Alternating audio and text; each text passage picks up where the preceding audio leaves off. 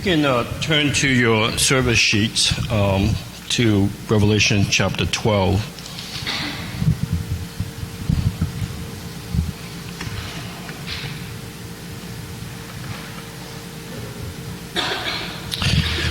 I've titled the sermon, The Greatest War. One of the most haunting pictures of the Vietnam War is a 9-year-old girl running naked on a road. You've probably seen the picture, but you may not know what happened to that girl. She's referred to as the napalm girl, or the girl in that picture. If you Google, you will see that picture. Napalm is a goo-like substance that burns quickly, and when it's lit on fire, it adheres easily to the skin. During the Vietnam War,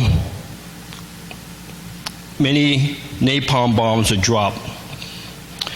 On June 8, 1972, a 9-year-old South Vietnamese girl unfortunately suffered severe burns as a result of a napalm bomb attack. 1/3 of her body was burned. Her clothes caught on fire, and so she had to take them off, and that's why the picture has her running naked. I'll tell you what happened to that girl,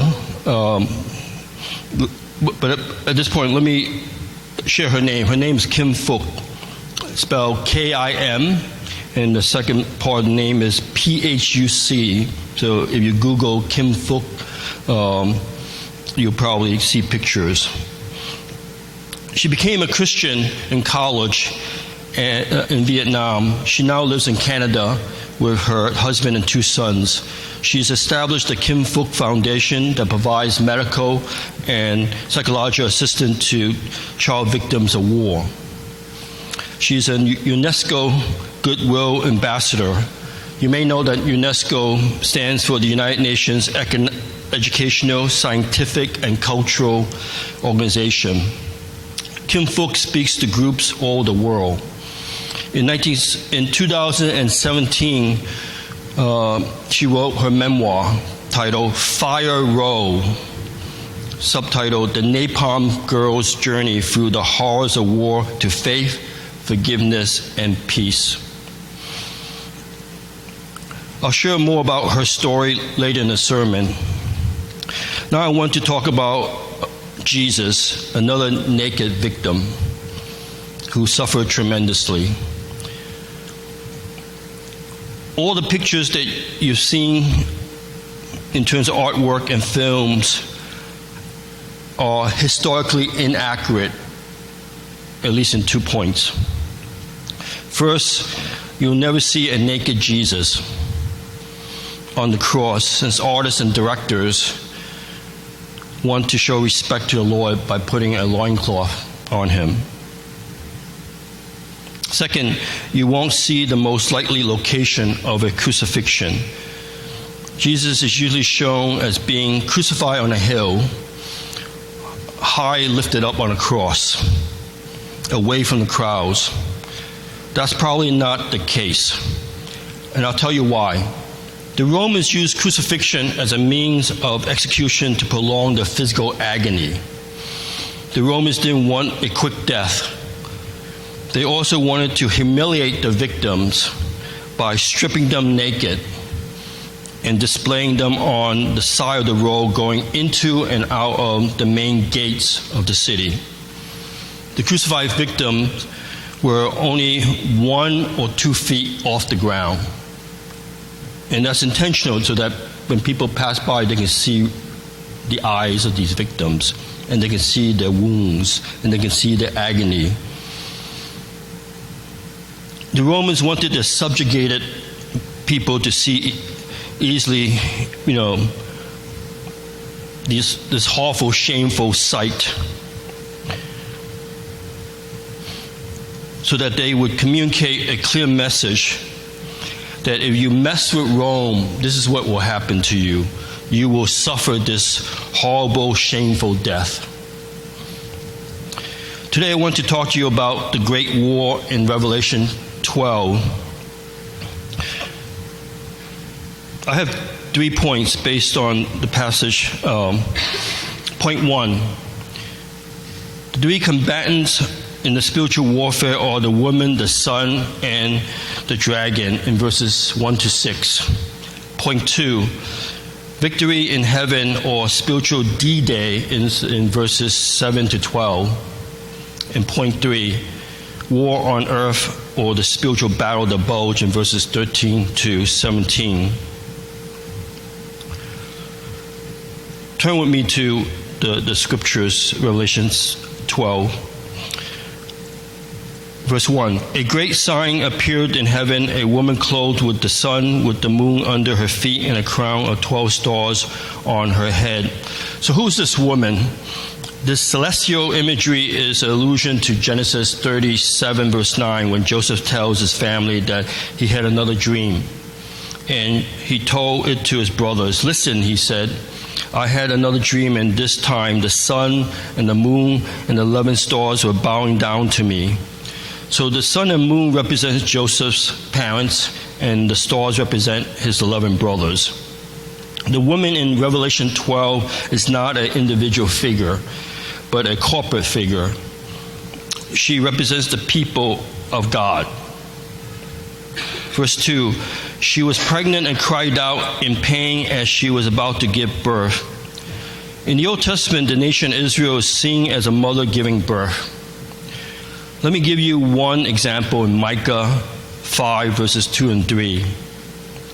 But you, Bethlehem, though you are small among the clans of Judah, out of you will come for me one who will be ruler over Israel, whose origins are from of old, from ancient times.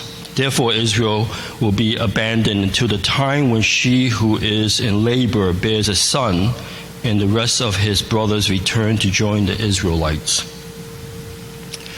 In a sense, an important metaphor of the whole Old Testament is about pregnancy and birth of the Messiah. Verse 3, then another sign appeared in heaven, an enormous red dragon with 7 heads and 10 horns and 7 crowns on its head. Its tail swept a third of the stars out of the sky and flung them to the earth. Now, stars usually represent angels rather than people in Revelation. The dragon and many supernatural beings were once angels. Now, the defiant angel is the dragon or Satan. The second half of verse 4 states, the dragon stood in front of the woman who was about to give birth so that it might devour her child the moment he was born. Now, this is an incredibly vulnerable image. You know, can you imagine the woman? Can you imagine being in painful childbirth, knowing someone near you is about to harm your newborn? That's a maternal nightmare. Verse 5, she gave birth to a son, a male child, who will rule all the nations with an iron scepter. That quote is from Psalm 2, verse 9. Psalm 2 is a messianic psalm asserting that the Messiah will one day rule the nations. In contrast to the infancy gospel of Luke, the serene baby Jesus will bring peace and joy to the world. We like the baby Jesus.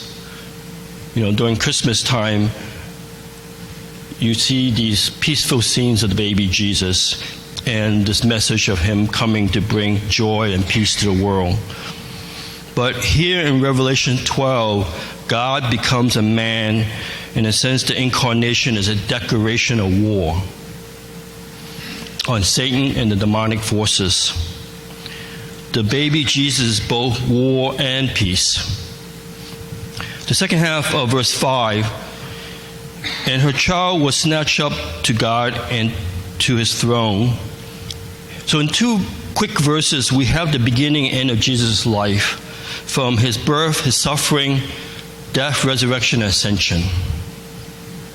Verse 6, the woman fled into the wilderness to a place prepared for her by God, where she might be taken care of for 1,260 days.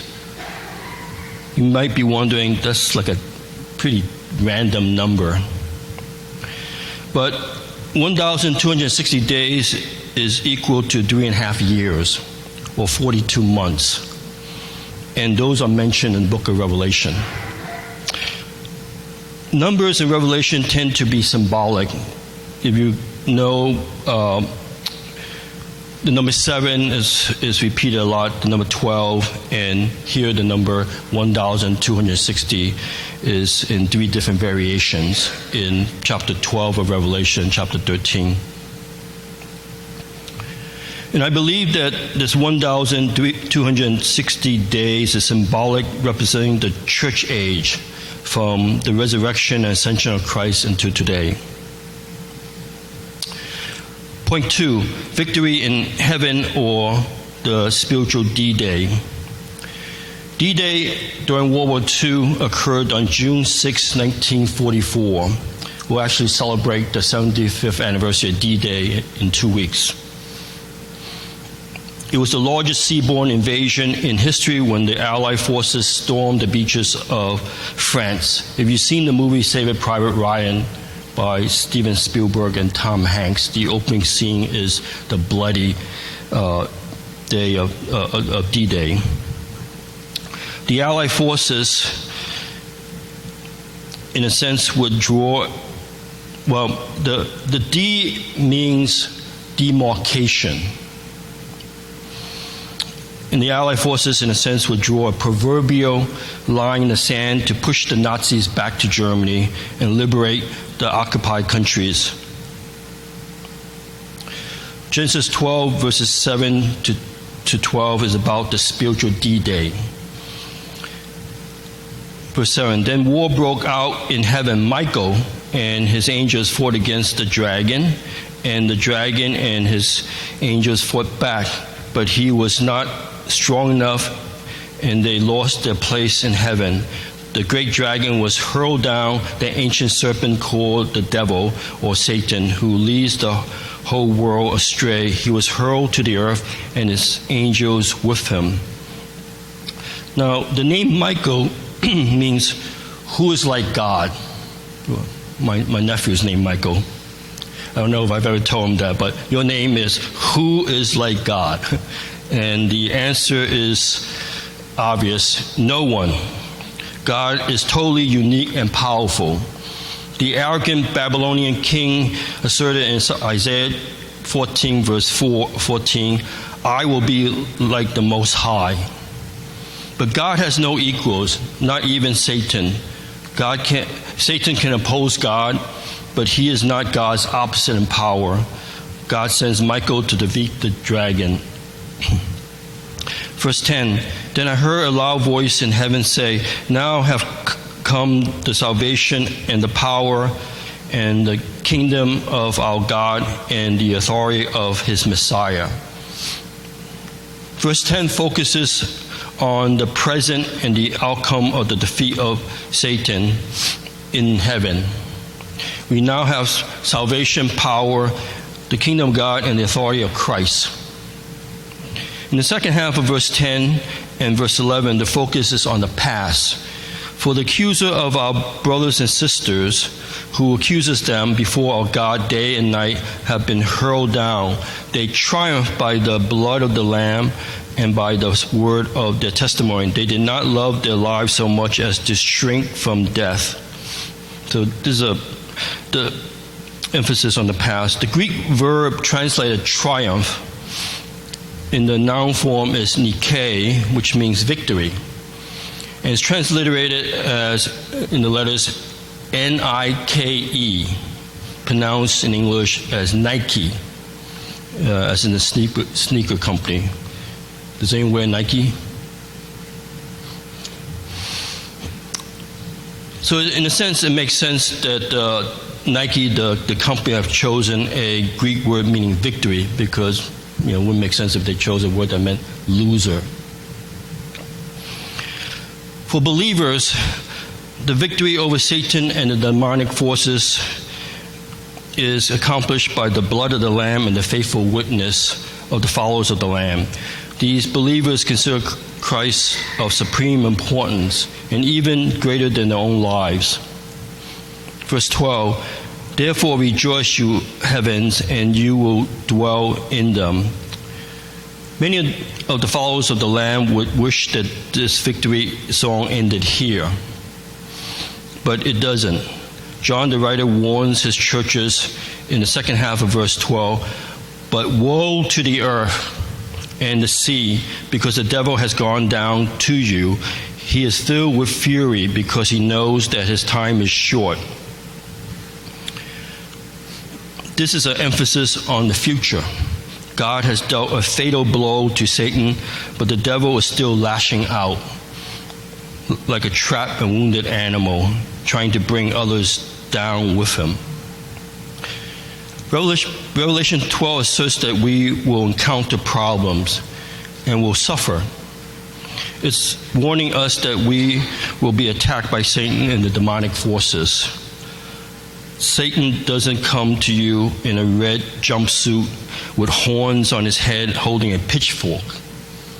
In our society, evil can come to you in a Brooks Brothers suit and classy high heels.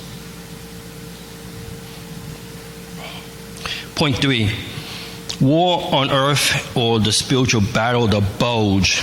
Are you familiar with the battle of the bulge during World War II?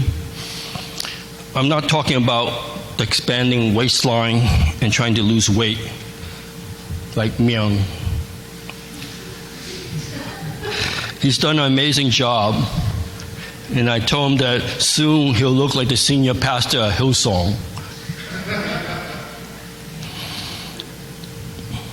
The Battle of the Bulge that I'm referring to is a bloody battle during World War II. More Americans' lives were lost in the Battle of the Bulge than any other battle during the Second World War. As the Allied forces led by the Americans were advancing 6 months after D-Day, Hitler decided to go on the offensive against the advice of his commanders. So instead of retreating and fortifying Germany's borders and seeking a truce with the Allies, Hitler, being delusional, launched a massive attack on the Allied forces, hoping to defeat them and then quickly turn his attention to the Soviet army. But by 1945, the Allied armies had overwhelming troops, weapons, and supplies, because the U.S., in a few short years upon entering the war, converted its entire economy for the war effort. The fight at the Battle of the Bulge was intense, and most of the battle took place in Belgium.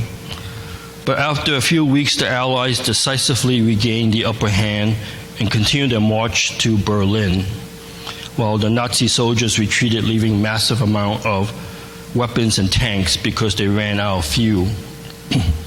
Fortunately, Hitler lost his gamble, but it was never the case that he would have defeated the Allied forces in 1945 because the Americans were in the war. Show some patriotic spirit. The spiritual D-Day has occurred with the resurrection and ascension of Jesus. Now the church is in the spiritual battle of the bulge. Satan, like Hitler, is still loose and trying to do as much damage and destruction as possible, but the victory is in sight. Verse 13, when the dragon saw that he had been hurled to the earth, he pursued the woman who had given birth to the male child. The woman was given the 2 wings of a great eagle so that she might fly to the place prepared for her in the wilderness, where she would be taken care of for a time, times, and half a time out of the serpent's reach. Wings often appear in the Bible as a sign of God's protection. God instructed Moses to tell the people in Exodus 19 verse 4, "You yourselves have seen what I did to Egypt, and how I carried you on eagle's wings and brought you to myself." The phrase "a time, times, and half a time" comes from Daniel chapter 7, verse 25. Many scholars believe this phrase means 3.5 years. So a time would be 1 year, times would be 2 years, and half a time would be a total of 3.5 years, or 1,260 days, or 42 months.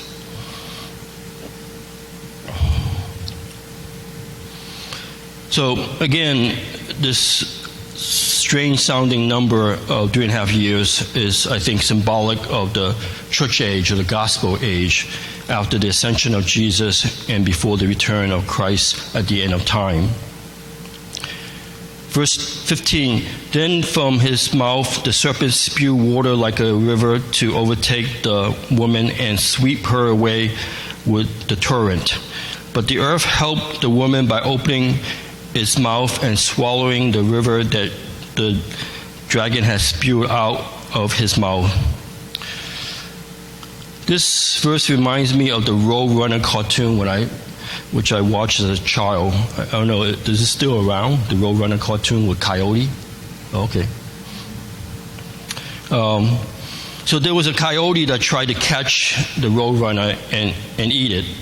And so often the coyote thinks that he's finally trapped the Roadrunner.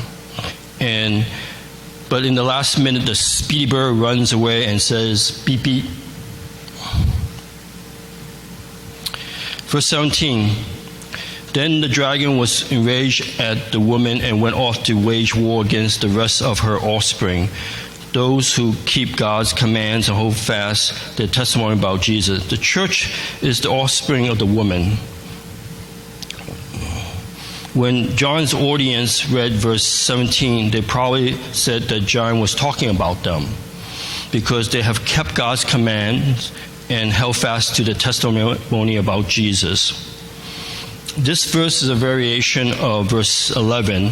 They triumph or Nike over him, that is Satan, by the blood of the Lamb and by the word of their testimony. Let me conclude with returning to Kim Phuc's story. After the napalm attack, Kim Phuc was brought to a hospital and bandaged up.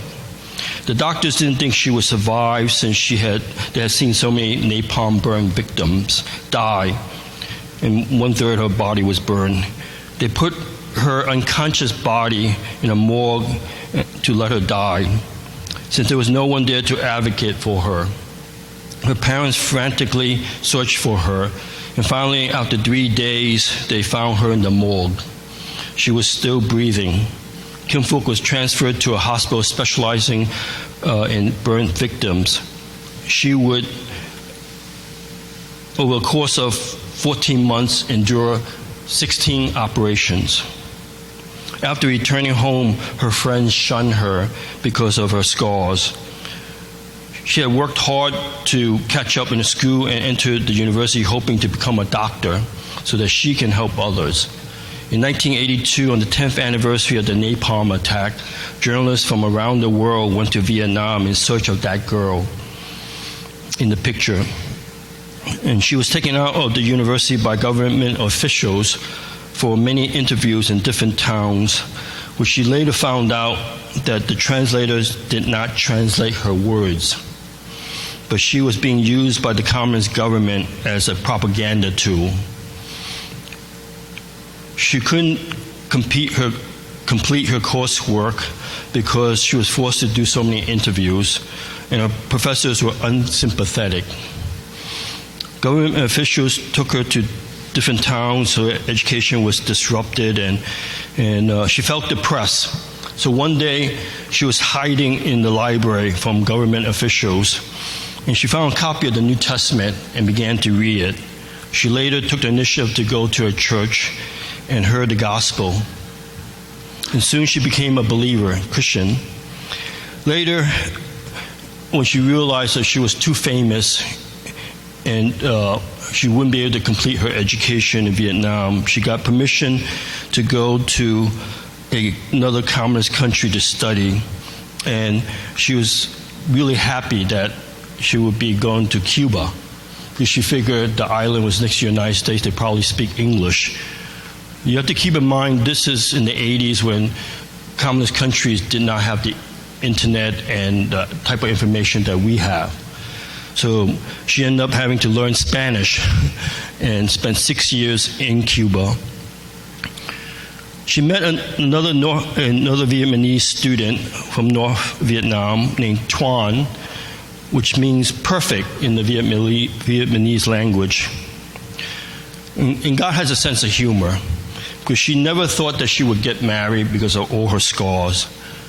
But God brought Mr. Perfect into her life. And they did get married. On their honeymoon, they could only go to a communist country, so they chose Russia. On the return flight, they had a stopover in Canada. Kim Phuc persuaded her husband to defect and seek political asylum. Later, they became Canadian citizens, and eventually she led her husband to Christ, her parents, and her many siblings. Her husband ended up going to Bible college, and Kim Phuc had a tremendous ministry. But even after 3 decades since the napalm attack, she felt anger towards the doctors who gave up on her and left her for dead in the morgue. But she later learned that those doctors actually inadvertently saved her life. At a UNESCO speaking engagement, Kim Phuc met a renowned scientist on napalm who told her that being bandaged up tightly and resting for 3 days actually saved her life. Because in other cases, well-meaning nurses that were not familiar with napalm would change the bandages. And when napalm comes in contact with oxygen, it reignites, and victims are burned up. Kim Phuc realized that God was watching over her and protecting her even while others gave up hope. Eastertide is the church liturgical calendar, in a liturgical calendar that begins on Easter Sunday and goes for 7 Sundays or 50 days until Pentecost Sunday. So we're at the tail end of Eastertide. In a few weeks, it will be Pentecost Sunday. During Eastertide, the main focus is the celebration of the resurrection of Jesus. Like Jesus, Kim Phuc was also wrapped up in a tomb for 3 days. God gave her a second chance for life. He gave her resurrection life. Her story reminds us that God takes our wounds, whether physical, emotional, spiritual wounds, and transforms them into sacred wounds that can bring peace and healing to ourselves and to others. Amen.